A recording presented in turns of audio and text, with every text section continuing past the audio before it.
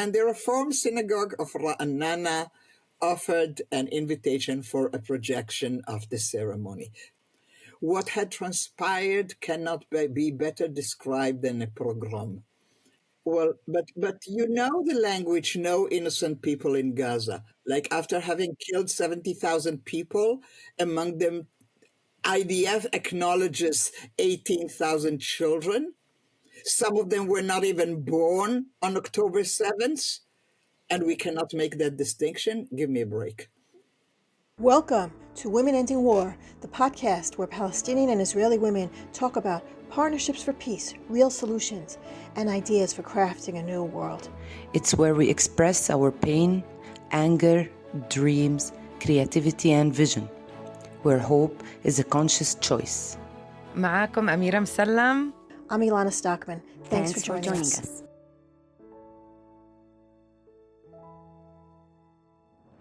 Hello, Rachel Korazim. Shalom, Ilana. Shalom, salam. How are you today? As one can be these days in Israel. Yeah. Yeah. So it's an honor to have you here today. You just shared with me that you're turning 80 this year. Mm-hmm. Amazing. We're here with Rachel Korazim, who has an amazing, outstanding career, having been shlicha, an emissary for the Jewish Agency in Montreal in the 80s, having been a voice for Holocaust education everywhere, all around the world. And since retiring, has been involved in many different causes to try to repair certain things that you considered damaged. The phrase that you invented, the repairing the blue and white is always right attitude. Yeah, that would be very correct. Right. Okay. And with also using a lot of poetry and poetry education, and especially since October 7th, you published a book on poetry following October 7th. So many things, Rachel. You have so many accomplishments. Today, we want to talk specifically about something that happened last week, which is last week we had the joint memorial ceremony organized by Combatants for Peace and the Parent Circle.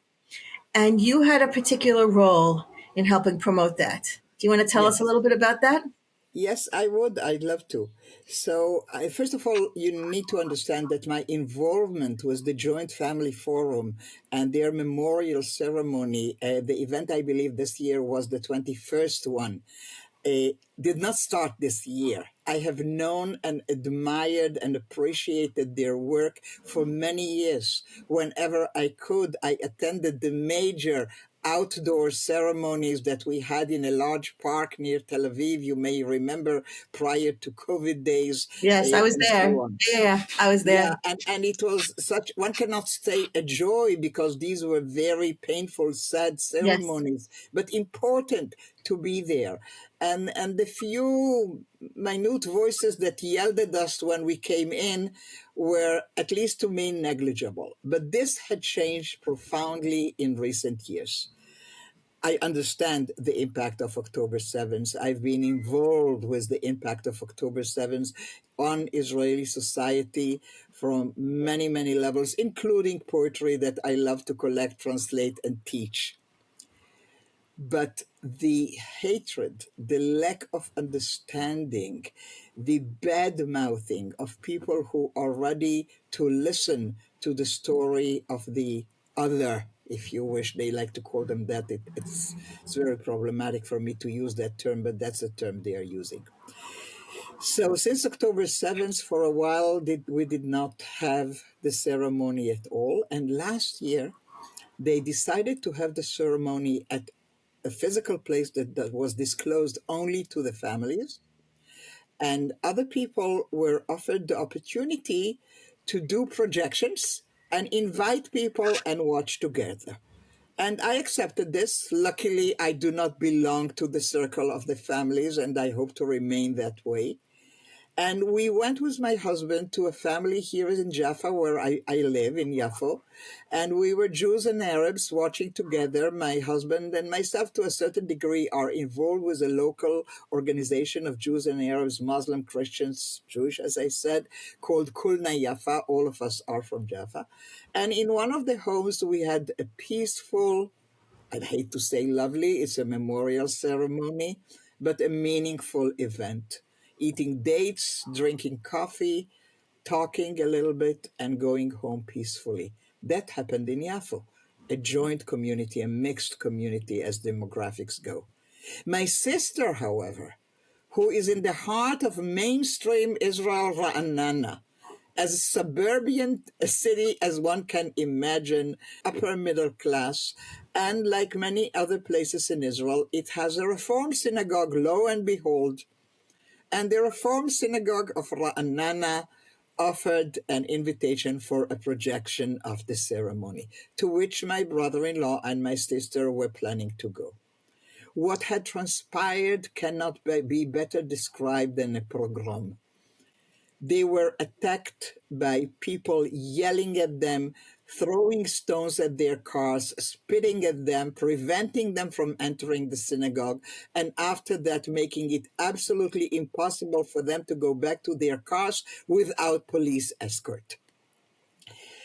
Nobody officially in Ra'anana municipality have done anything meaningful, maybe a little bit of a lip service, but not beyond. And when that happened, and here comes a little bit of a family attitude, because I'm the oldest sister. I am 9 years older than my sister Ilana, so I'm a little bit her mother, and this happened to my sister, and she joined the circles that believe in the things that we believe in, probably a little bit under my influence. So I said to Ilana, listen, I have been able through my teaching, online mainly, Israeli poetry, Israeli literature, to communities abroad, to raise funds, to support organizations that work towards a better life for everybody between the river and the sea. And I have done that for a certain number of years. So I told her already after the ceremony last year, Ilana, next year, my gift is going to go to the forum, the Joint Forum of Families, in order to help them. And this is how I define the goal for my gift. There is an Israeli daily paper called Haaretz that will support and advertise an event like that. So I didn't want to pay for advertisement in Haaretz. I wanted the family preaching to the choir. When you advertise this event in Haaretz, it's preaching to the choir. They're already on board. Yeah, exactly. So I told them, you don't need me to reach Haaretz readers. I want to help you reach an audience which is a little bit further to the right than Haaretz. Not the extreme right. I have no hopes on hallucinations to reach them. I try to be a practical person. But a little bit, 1 inch right of Haaretz. And they were very, very decent with me when I approached them. It's two organizations who are working together, the Family Forum and Combatants for Peace. And they said to me, Rachel, thank you. And we will get back to you when we have a plan. We are not taking even 1 shekel from you until we have a solid plan. And it took a while for them to fine tune and to decide. And I did not, I have worked with donors in organizations where I was the professional, and I hated it when donors tried to influence professional decisions. So I decided as a donor this time, guys, you're the professionals. I will support you if I believe in what you do, but I will not get involved in the details. Come back to me when you have the project. And they did. And I agreed with the project that suggested paid, short, 18 seconds advertisement on 3 Israeli mainstream radio channels, Reshet Bet, Reshet Gimel, and Radio 88. This is as mainstream as you can imagine. Obviously, none of us can afford a television advertisement, but the radio reaches many people. And so we did. And for the 4 or 5 days before the ceremony, there were 127 times when this very short and curated text, it took days with the official מחלקה משפטית, legal department. the legal department of the radio to finalize the exact wording, so God forbid nobody should be offended that Jews and Palestinians want to commemorate their losses together. And then it went on the radio, and I said, okay, my job is done. I didn't feel the need to tell anybody about it. And as I told you, Ilana, you are the first person outside of my family who knows. I'm honored. And then I see an article in Haaretz by Yoanna Gonin, who tells the story of these advertisements and how the Minister of Communication, Kari, was upset by it, how he tried to force the radio authority to stop them, and how immediately Channel 14, that's TV, that are very, very much on the nationalistic right, and I'm being very careful of using other adjectives that are on the tip of my tongue, but I'm not going to use them. They're like the Fox News of Israel with a religious slant. Yeah. And they had a whole item on their news program, bad-mouthing the radio authority for using taxpayers' money to disseminate this horrible message of Arabs and Jews, commemorating together. I saw that. They were angry. They were angry. They were really... And I cracked up laughing. And I said to, again, friends and family who knew about it, that I'm seriously considering adding to my bio the item that I have managed to piss off Channel 14 and the Minister of Transportation. I'm still thinking about it. So that's the story I wanted to share with you. Just tell me something. What did the advertisement say? Like, what were those 18 seconds? It just gave the details. I can send you a clip. I have it. Next Tuesday or Monday, it was Monday, we will commemorate together Jewish and Palestinian families. It did not give the address of the event, which was the Tel Aviv Museum. It was kept secret.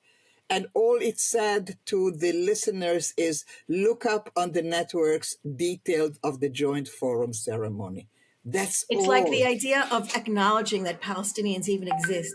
That exist and mourn. Yeah. That they have pain, that Palestinians have pain, and that their pain is legitimate. It's like a threat. It's a threat to the entire Israeli narrative. And immediately they make totally, to me, illegitimate connections. Like when they badmouth this advertisement, they say, this is a ceremony commemorating together with the mothers of the Nukhbot. The Nukhbot are those who committed the crimes on October 7th. Mm-hmm.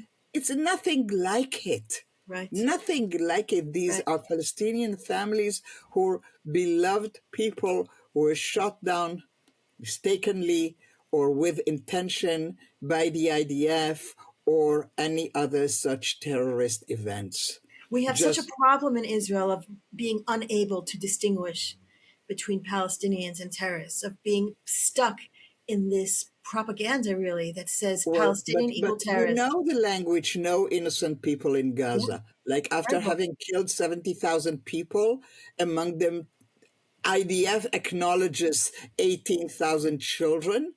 Yeah. Some of them were not even born on October 7th. And we cannot make that distinction. Give me a break.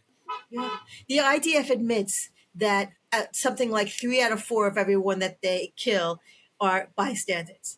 They admit it. They admit that even if you suggest that there are certain legitimate targets, which is a question in and of itself, the IDF freely admits that the overwhelming majority of people that get killed are innocent bystanders. And yet we still have this narrative. We still have this idea in Israel that Palestinians... the inability to acknowledge the fact that there are Palestinians who would willingly embrace talks and discussions and looking into options of a peaceful life together in the Middle East. The fact that none of us is going to disappear.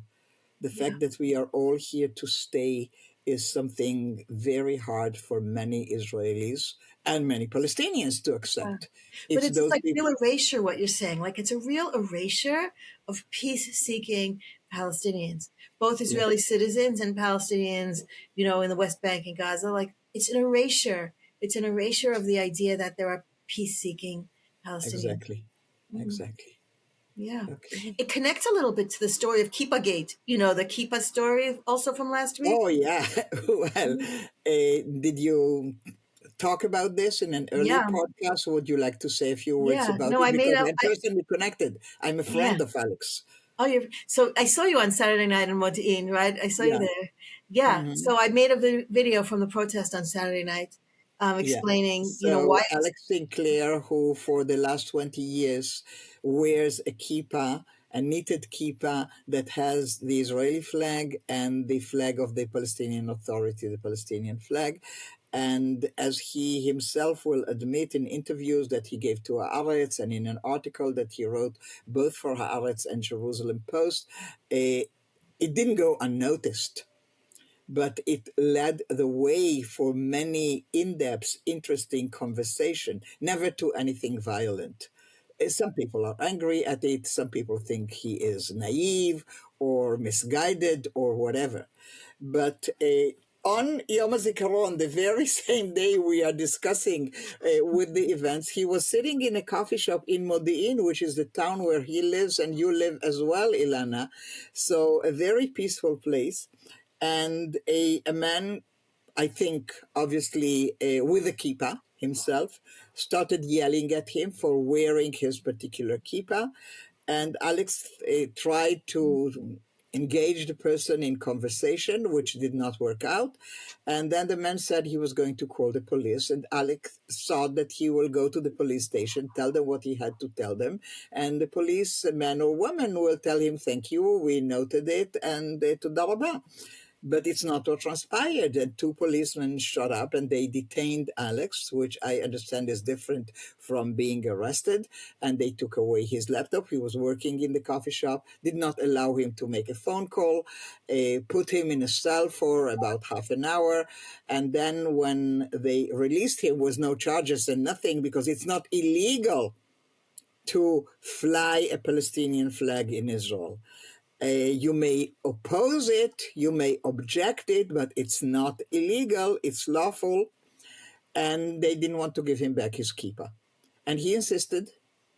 And they even suggested, to him that you go without your kippah or else you go back to the cell.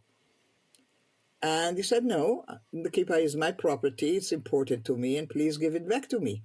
And then a policeman went into a back office and came back with the kippah, out of which she had cut out the Palestinian flag.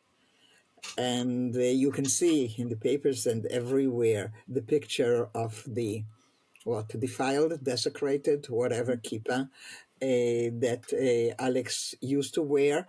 And actually, when we both met on Motzei Shabbat in Modi'in, when we had a rally, a demonstration, a Havdalah in front of the police station, calling for freedom of speech, regardless of your own personal opinions.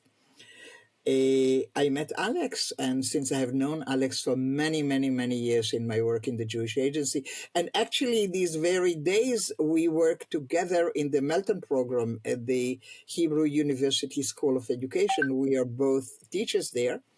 And so we have our WhatsApp group, what else of the teachers and the professors in that program. And it is there that I saw it for the first time. Alex just sent us a note that I'm just released from a police detention, la, la, la, la, and so on. So I knew about it before it became viral. And so I was obviously going to go to the demonstration, and my sister came, and my brother-in-law, and many people from that Reform Temple in Ra'anana, by the way, we met there. And so on the side, I asked Alex, where did you buy the kippah? Where did you get it? Thinking that he would tell me I had it made or somebody, knitted it for me or something. So I bought it at Kippah Man in Jerusalem, which is one of the most obvious, simple, mainstream places for people who want to get a kippah to go to. even the purchase of that kippah was not clandestine and was not illegal. It was bought in a regular Jerusalem store where men and women who want them will go to get a kippah.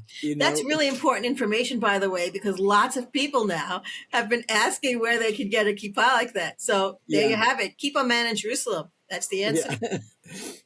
Okay. Anyway, So, but the thing is that really connects the story is that, it's about silencing. It's about silencing, erasing. It's about Palestinian erasure. It's about completely trying to pretend that this doesn't exist. The idea of, first of all, that, that Palestinians who believe in peace and how symbolic. You think that if you will cut out the image of a Palestinian flag from a kippah, you will do what? Make the Palestinian people disappear? Make Alex disappear? Make people who think like Alex does, and so I assume do you, Ilana, and myself, will we disappear because they think we are not allowed to fly or to wear a Palestinian symbol? When I talk a lot about, I grew up in Brooklyn. I went to the yeshiva of Flatbush, and we had Zionism classes. And in our Zionism classes, when I was, a teenager, one of the things we learned was that Palestinians don't exist, that the Palestinian people don't exist. Mm-hmm. It's very deeply rooted in the sort of like the propaganda that we all grew up in, and it still exists today. I still have people on my Facebook page who every time I'll post something, like even when I posted last week that I was also in Jaffa with a group Kulna Jaffa, we had a joint watching of the ceremony, and I posted about it, and somebody on my page writes, well, just remember that the Palestinian people don't really exist. Palestinian nation is not a thing. And I was like, how could you keep saying that? Why? And why do you keep saying that? She says it she's a relative of mine. She says it all the time on my, Palestinians don't exist. And that erasure has to stop. We have to stop erasing Palestinians. Do not exist, why do even the leaders of our opposition who want to replace the contemporary government behave as if they do not exist and claim out loud in the only democracy in the new nowhere that they will not negotiate with the Palestinian parties who are Israeli citizens like you and I? Terrible. It's really frustrating. And it is announced on Israeli news every day as a normal thing to disregard their existence as possible coalition partners. I'm not saying that they have to sign every contract with them, but not even talk to them, not even consider the option. Yeah. And also, I really think that is the reason why we are where we are today with Netanyahu, because Gantz had this chance. He had 5 years ago, Gantz had the opportunity to create a government that was without Bibi. And all it took was for him to sit with the Arab parties. And he had two members of his party, the blue and white party, who said, we refuse, Hendel and I forget who the second one was, who said, we will absolutely refuse to sit with the Arab party. So instead of maybe even removing those two guys from his party in order to be able to form a government, he just said, okay, forget it, Merim Yadayim, give up. He's not able to form a government. And then, there went Bibi and created a government. I hold Gantz responsible for the mess we're in now because he refused to sit with Palestinian parties, for our parties. That was it. That led to the mess. I was not misled by Gantz for a minute, because if you remember, when he started advertising his party, his first TV clips of advertisement were about how many people he had killed in Gaza when he was chief of staff. I remember that too. Yeah. Terrible. That was the moment I turned back. I said, no, even if I considered for a moment, no. If Gantz has followers who think this is a positive thing to brag about, I cannot be among them. Yeah. His advisors thought it was a good idea. That was the problem. Yeah, everybody around him said that this is the right message. Totally. I didn't. And indeed, Gantz ended up politically where he is now, and I'm not sorry for that. No. But I'm also not very hopeful about who we have right as we talk, and these very days. Yeah. So let me go back with you for a second. I'd like to, with your permission, to talk about how you got to this place. this is something that comes up a lot for us in our podcast, and we're really interested in how people have made changes in where they come from. So, for example, you were in the center of the Zionist enterprise. You were Mapai, and you were the Jewish Agency, and you were born here before the establishment of the state. You're smack in the middle of it, and yet the second you leave the Jewish Agency, you're in a different Oh, no, direction. you must know better than that, Ilana. These things do not happen at once, and they do not start happening the day you leave the Jewish Agency. Not at all. Everything that happened to me, as I mentioned to you, in a few months I'm going to turn 80, so my bio is long. But for 3.5 years in Montreal as a shlicha, as an emissary for the education department of Jaffe, I lived all of it here in Israel.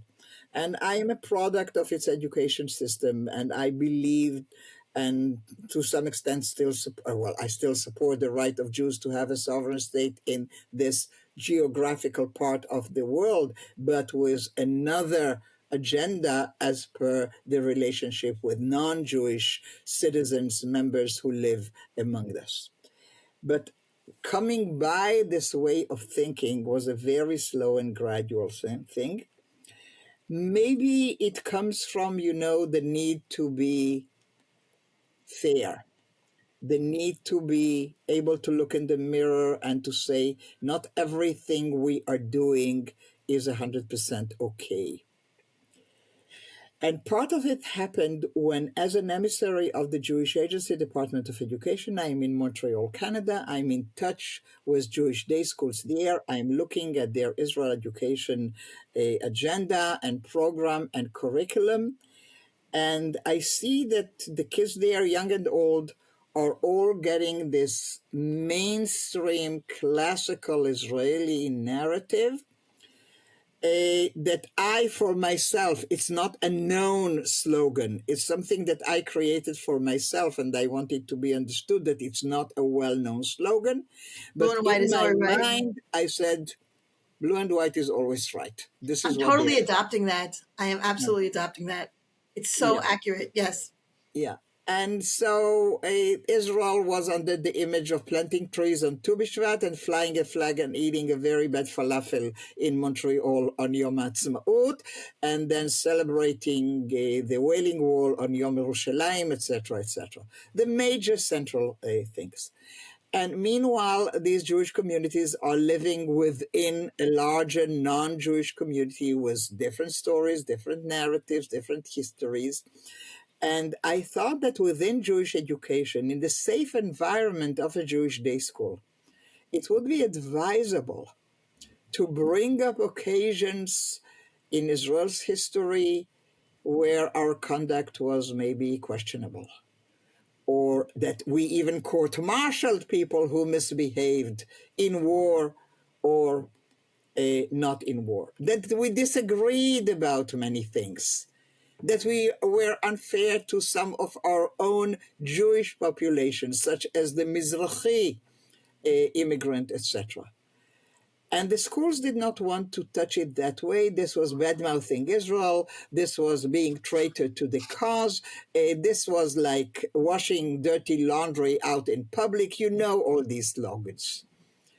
And I thought that if we expect from ourselves to be strong enough to lead the state on, we need to be strong enough to also examine our ways.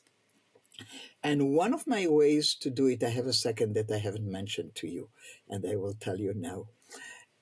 But the first one was by using poetry, because the best of our poets, as early as pre-state years, even the famous Rachel, when things happened that needed to be criticized, they did. Alterman did, and Rachel did, and Daniel Magor, and Chaim Guri, and I could go on and on.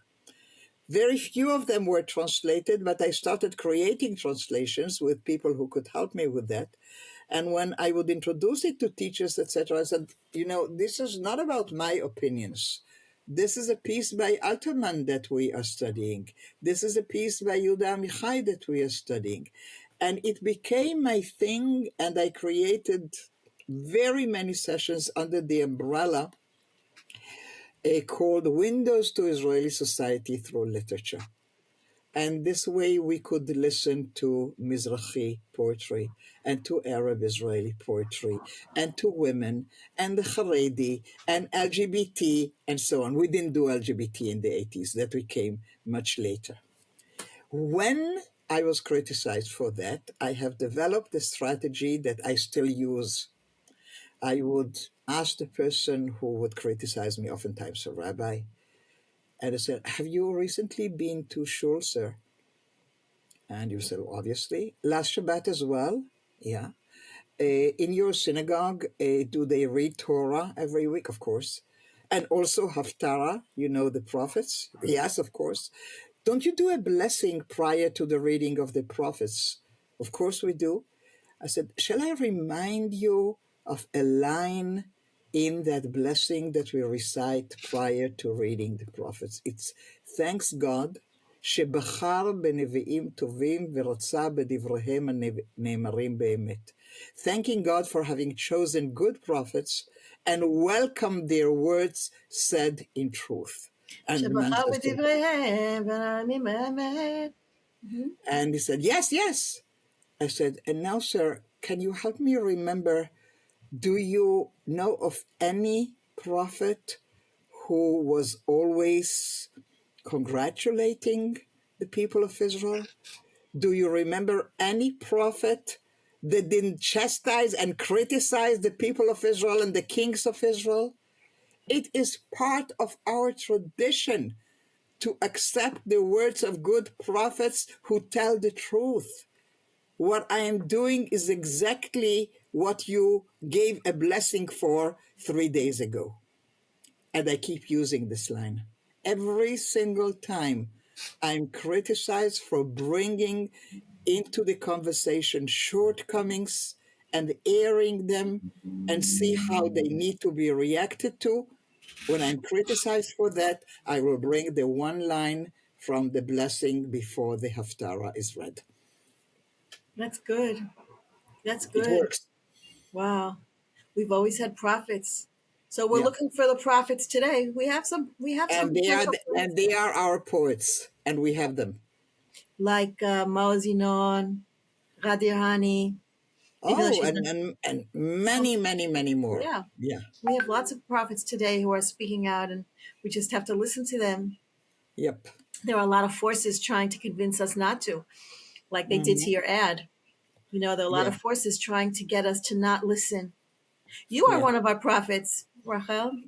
Well, it's not my own words. I'm quoting others, but a venue. Yeah. That's good. I like that. Thank you so much for being with me today. Pleasure. Thank you so much very for much, sharing. Elena, for your work. Yeah. Thanks for listening to Women Ending War. If you want to help create change, you should join us. Subscribe, like, comment, or share. Tell your friends about us. Talk about it. Be part of the solution. Thanks, and see you next time.